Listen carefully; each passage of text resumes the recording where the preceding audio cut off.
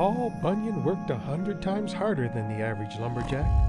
He had a snore that rattled the floorboards in a town 5 miles away. Now maybe if his snore wasn't so loud, he might have heard them getting away. But he didn't even know what he'd lost till the next morning.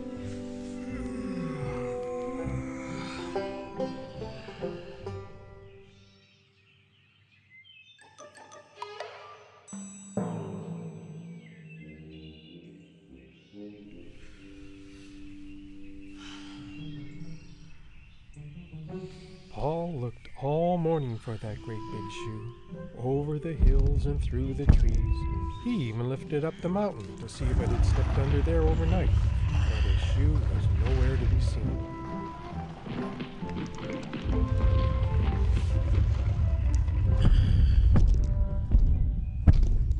Now, he didn't like asking for help from the regular-sized folk that often, but Paul knew exactly who he had to go see.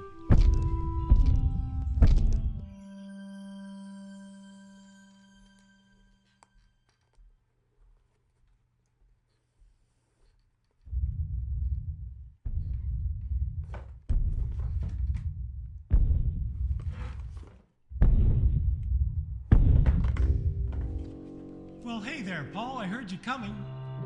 Now, what have we got here?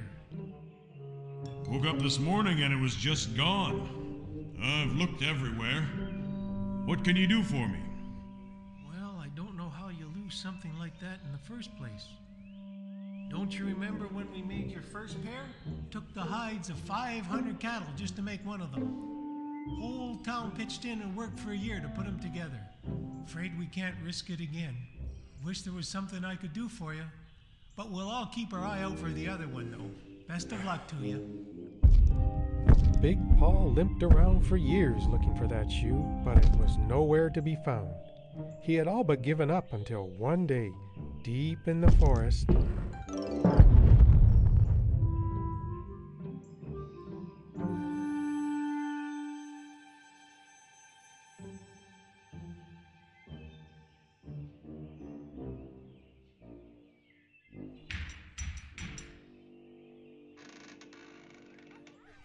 Well, I never.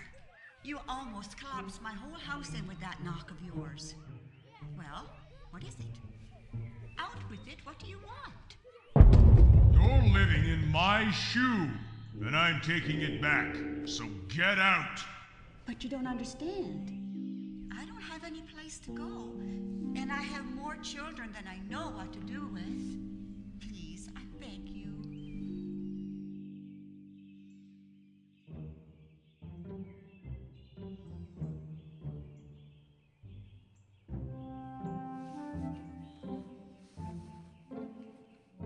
Paul Bunyan, the generous giant. I never saw him again. But after years of searching, Big Paul could finally put his mind and feet to rest.